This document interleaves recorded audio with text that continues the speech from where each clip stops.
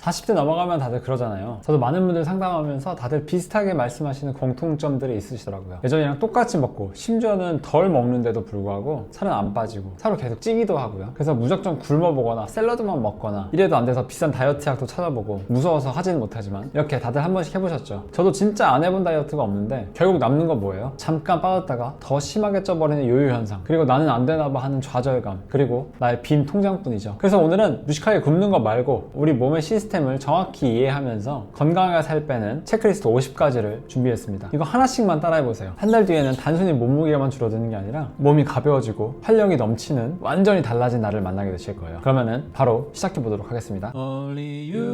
첫 번째는 모두 다 아시는 것 같이 올리브유 40ml 복용입니다. 아침 공복에 엑스트라 버진 올리브유 복용은 양질의 불포화 지방산이 담즙 분비를 돕고 장 운동이 활발하게 됩니다. 그리고 인슐린 자극이 없이 뇌에 가장 강력한 에너지원을 공급합니다. 이거는 하루 종일 배고픔을 잊게 하는 아주 강력한 루틴이 되고요. 몸을 지방 연소 모드로 들어가게 만드는 스위치가 됩니다. 두 번째는 아침 햇살 20분 쬐기입니다. 기상 직후에 20분간 아침 햇살을 쬐면 수면 호르몬인 멜라토닌이 억제되고 각성 호르몬인 코르티솔이 증가해서 리듬이 정상화됩니다. 이거는 생체 시계를 처음으로 리셋해서 낮 동안에 에너지를 더 활발하게 쓸 수 있고 밤에는 더 깊은 잠을 유도해서 지방 연소 시스템을 최적화하는 방법입니다. 세 번째는 채소 과일식입니다. 아침 식사는 신선한 채소 과일로 시작해보세요. 살아있는 효소와 식이섬유, 파이토케미컬이 풍부한 채소 과일식은 밤새 쌓인 노폐물들을 배출을 돕는 해독제 역할을 합니다. 천연 당분이 뇌에 즉각적인 에너지를 주고 풍부한 섬유질 때문에 혈당도 안정되고 아침에 가볍고 활기차게 시작할 수 있습니다. 네 번째는 카페인 섭취 지연입니다. 기상 후 90분간은 커피를 멀리 하시는 걸 추천드립니다. 잠에서 깬 직후에는 천연 각성제인 코르티솔이 분비되는데 이때 카페인이 들어오면 몸의 각성 능력이 사라집니다. 90분 뒤에 커피를 마셔야 오후에 찾아오는 급격한 피로감 없이 하루 에너지를 끝까지 유지할 수 있습니다. 다섯 번째는 목욕 후에 찬물 샤워로 마무리하는 것입니다. 샤워할 때 마지막 30초에서 1분간은 찬물을 맞으시는 걸 추천드려요. 우리 몸은 체온을 유지하기 위해서 에너지를 태워 열을 내는 갈색 지방이 있습니다. 그 갈색 지방을 활성화하는 역할을 해요. 이 짧은 습관 하나가 여러분의 몸이 가만히 있어도 칼로리를 태워주는 지방 연소 모드로 전환하게 해줍니다. 그리고 강력한 대사 촉진제가 되죠. 여섯 번째는 천연 버터, 기버터 섭취입니다. 가공된 유제품이 아니라 질 좋은 목초 버터 한 조각을 그대로 드시거나 차에 넣어서 드셔보세요. 버터 속에 비티레산이 장내 염증을 줄이고 에너지 대사를 활발하게 돕는 핵심 연료가 됩니다. 인슐린 자극 없이 뇌와 몸에 지속적인 에너지를 공급하고 하루 내내 배고픔 없는 최적의 컨디션을 유지할 수 있도록 도와줍니다. 그다음에 일곱 번째는 매일 아침 체중 측정을 하지 말라는 것입니다. 많은 분들이 다이어트 할 때 매일 아침 체중을 측정하면서 하루를 체크하는데 이렇게 되면은 만약에 체중이 빠졌을 때는 괜찮지만 안 빠졌을 때는 굉장히 좌절하게 되고 내 루틴을 의심하게 됩니다. 그렇게 되면 오래 지속할 수가 없기 때문에 매일 아침 체중 측정을 하지 마시고 일주일에 한 번 날짜를 정해놓고 그 날만 체중을 측정하시길 추천드립니다. 체중은 여러 변수에 따라서 왔다 갔다 하기 때문에 하루에 한 번씩 재는 거는 크게 의미가 없습니다. 일주일에 한 번 정도 큰 흐름을 재는 걸 추천드립니다. 이게 다이어트를 더 오래 지속할 수 있는 힘이 됩니다. 그리고 여덟 번째는 소금차 마시기입니다. 채소 과일식 하면서 소금차도 같이 마시면 몸에 염증이 줄어들고 몸의 대사가 확 촉진됩니다. 그리고 변비가 있으신 분들도 화장실을 잘 가고 장 운동도 활발하게 이루어집니다. 그리고 나트륨은 우리 몸을 원활하게 돌게 해주는 역할을 합니다. 그래서 소금차도 추천드립니다. 아홉 번째는 커피에 설탕과 시럽을 금지하는 것입니다. 모닝커피에 설탕이나 시럽이 들어가게 되면 공복 상태의 설탕은 몸의 인슐린을 폭발시켜서 몸이 즉시 지방 저장 모드로 바뀌게 됩니다. 대신에 시나몬 가루를 넣어보세요. 시나몬은 인슐린 감수성을 높여서 혈당을 안정시키고 풍미까지 더해주는 훌륭한 대사 조력자입니다. 열 번째는 보충제 대신에 천연 대사샷을 추천드립니다. 생강이나 강황이죠. 인위적인 보충제 대신에 생강이나 강황을 활용한 천연 대사샷을 마셔보세요. 생강의 진저롤과 강황의 커큐민 성분은 체내 염증을 낮추고 체온을 높여서 지방 연소를 도와줍니다. 보충제보다 훨씬 더 흡수가 빠르고 안전하며 인슐린 감수성을 높여서 대사 질환을 예방하는 강력한 부스터 역할을 합니다. 그 11번째는 채소 먼저 먹기입니다. 식사를 할 때는 채소 먼저 드시는 걸 추천드려요. 식이섬유가 위장관 쪽에 먼저 자리를 잡게 되면 뒤이어 들어오는 음식들의 흡수 속도를 늦춰줍니다. 혈당이 완만하게 오르면 인슐린 분비가 조절되고 같은 양을 먹더라도 지방이 쌓이지 않는 몸으로 환경이 만들어집니다. 그 이후에는 단백질을 드세요. 채소 다음에는 고기나 생선 같은 단백질을 드시는 걸 추천드립니다. 단백질은 뇌에 강력한 포만감 신호를 나타내는 GLP-1 호르몬을 자극합니다. 탄수화물을 먹기 전에 어느 정도 이미 배가 불렀다면 밥이나 면을 과하게 먹고 싶은 욕구가 현저히 줄어들게 됩니다. 13번째는 밥이나 면, 정제탄수화물을 마지막에 먹는 것입니다. 안 먹는 게 가장 좋지만 먹어야 한다면 가장 마지막에 먹는 게 좋습니다. 이미 채소 과일과 단백질로 채워진 위가 있기 때문에 혈당 스파이크가 최소화됩니다. 흡수 속도가 매우 느려지니까 인슐린 폭증 없이 에너지만 효율적으로 공급받을 수 있는 최고의 순서입니다. 14번째는 30번 씹기입니다. 음식을 입에 넣으면 최소 30번은 씹어서 주세요. 조작 운동이 길어지면 뇌의 포만감 중추가 작동하기 시작하면서 배부름을 느낄 시간이 20분을 확보할 수 있게 됩니다. 대충 씹어서 넘기면 뇌가 배부름을 느끼기도 전에 너무 많은 칼로리가 들어오지만 천천히 씹으면 적은 양으로도 깊은 만족감을 느끼게 됩니다. 15번째는 수저 내려놓기입니다. 한 입 먹을 때마다 수저를 식탁에 내려놓으세요. 수저를 계속 들고 있으면 무의식적으로 다음 밥을 입에 넣기 바쁘지만 내려놓는 순간 현재 입맛에 집중하게 되고 과식을 본능적으로 멈추게 됩니다. 16번째는 식사 30분 전에 물 한 잔을 마시는 것입니다. 식사 30분 전에 물 한 잔은 위장을 미리 채워줘서 물리적인 포만감을 줍니다. 덕분에 실제 식사 때 칼로리 섭취량이 자연스럽게 줄어들게 돼요. 또한 갈증을 배고픔으로 착각하는 가짜 허기를 해결해줘서 불필요한 간식 욕구까지 잠재워주는 효과가 있습니다. 17번째는 작은 접시를 사용하는 것입니다. 집에서 쓰는 접시를 좀 작은 크기로 바꿔보세요. 이는 뇌가 델보프 착시라는 현상이 있는데 같은 음식이라도 작은 접시에 담아놓으면 뇌는 훨씬 더 풍성하다고 인식하게 됩니다. 시각적인 만족감이 커지면 억지로 참는다는 기분도 없이 식사량을 20% 정도 줄일 수 있습니다. 18번째는 색상 대비를 활용하는 것입니다. 음식 색깔과 뚜렷하게 구별되는 색의 접시를 사용해보세요. 접시와 음식의 경계가 뚜렷해지면 뇌는 자신이 얼마나 더 먹고 있는지 명확하게 인식하게 됩니다. 시각적 피드백이 강해져서 무의식적으로 계속 먹는 행위를 방지하고 식사량을 스스로 조절하는데 큰 힘이 됩니다. 19번째는 파란색 조명 환경입니다. 식욕을 억제하고 싶다면 식탁 주변을 파란색의 조명을 사용해보세요. 파란색은 본능적으로 식욕을 낮추는 효과가 있습니다. 이렇게 바꾸게 되면 급하게 먹던 습관을 고치고 차분하게 먹을 수 있게 되고 섭취량을 낮추는 놀라운 효과를 보게 되실 겁니다. 20번째는 식전에 식초를 마시는 것입니다. 식사 직전에 에사비 말고 사과 식초를 드셔보세요. 식초의 아세트산은 탄수화물 분해 효소에 활동을 늦춰서 혈당이 급격히 오르는 것을 방지합니다. 이 작은 습관 하나가 식후의 졸음을 예방하고 인슐린 수치를 안정시켜서 지방 축적을 직접적으로 차단하는 방어막이 됩니다. 21번째는 저항성 전분을 활용하는 것입니다. 식은 밥이나 식은 감자를 드셔보세요. 전분이 차갑게 식으면 저항성 전분이라는 것으로 변해서 칼로리 흡수율은 낮아지고 장내 유익균의 먹이가 됩니다. 혈당을 천천히 올리면서도 장 건강까지 챙길 수 있어서 탄수화물을 즐기면서도 살이 빠지는 체질을 만드는 영리한 방법이 될 수 있습니다. 22번째는 점성 섬유소를 섭취하는 것입니다. 오트밀이나 치아시드처럼 물과 만나 젤 형태가 되는 섬유소를 즐기는 것을 추천드립니다. 이들은 위장 내에서 음식물의 이동 속도를 늦춰서 포만감을 훨씬 오래 유지할 수 있게 도와줍니다. 급격한 배고픔을 막아줄 뿐만 아니라 혈중 콜레스테롤 수치를 낮추는 데도 굉장히 도움이 됩니다. 23번째는 발효식품을 매 끼니마다 포함하는 것입니다. 김치나 그릭 요거트 같은 발효식품을 매 끼니 곁들이세요. 풍부한 유산균은 장내 미생물 생태계를 다양하게 만들어 대사 효율을 아주 높여줍니다. 건강한 장 환경은 식욕 조절 호르몬을 정상화하고 전신 연증을 낮춰서 자연스럽게 살이 빠지는 체질로 가게 하는 지름길이 됩니다. 24번째는 매운맛 추가입니다. 음식에 고추나 핫소스를 활용해보세요. 캡사이신 성분이 교감신경을 자극해서 일시적으로 온도를 올리고 에너지 소모를 촉진하는 열 생성 효과가 있습니다. 신진대사를 활성화해 지방대사도 돕고 식욕을 다소 억제하는 부분도 연구 결과로 밝혀진 것들이 있습니다. 25번째는 녹차나 마테차 마식입니다. 녹차나 마테차 속에 카테킨과 클로로겐산 성분이 지방 산화를 직접적으로 돕고 운동 효율을 높여줍니다. 특히 식후에 마시면 당 흡수를 억제하고 지방 축적을 막아줘서 일상 속에 큰 노력 없이도 다이어트 효율을 극대화할 수 있는 방법입니다. 26번째는 액상과당 금지입니다. 음료수로 섭취하는 칼로리는 우리가 뇌에서 음식으로 인식하지 못합니다. 그래서 포만감 신호가 켜지지 않아서 과잉 섭취하기가 쉽고 인슐린 수치를 폭발시켜서 간에 지방을 쌓이게 만듭니다. 설탕 음료만 끊어도 체내 염중 수치가 확 떨어지고 뱃살이 빠지는 놀라운 경험을 하게 되실 것입니다. 27번째는 단일 재료 식품을 먹는 것입니다. 가공 과정을 최소화한 거의 가공하지 않은 원재료 형태의 음식을 섭취하세요. 첨가물이 번복된 초가공 식품들은 뇌의 보상 체계를 교란해서 중독을 일으킵니다. 하지만 단일 재료로 만든 식품들은 뇌에 정직한 포만감을 줍니다. 이렇게 먹게 되면 몸이 영양소를 온전히 인식하게 돼서 자연스럽게 식사량이 조절되고 대사 건강이 회복됩니다. 28번째는 건강한 지방 섭취하는 것입니다.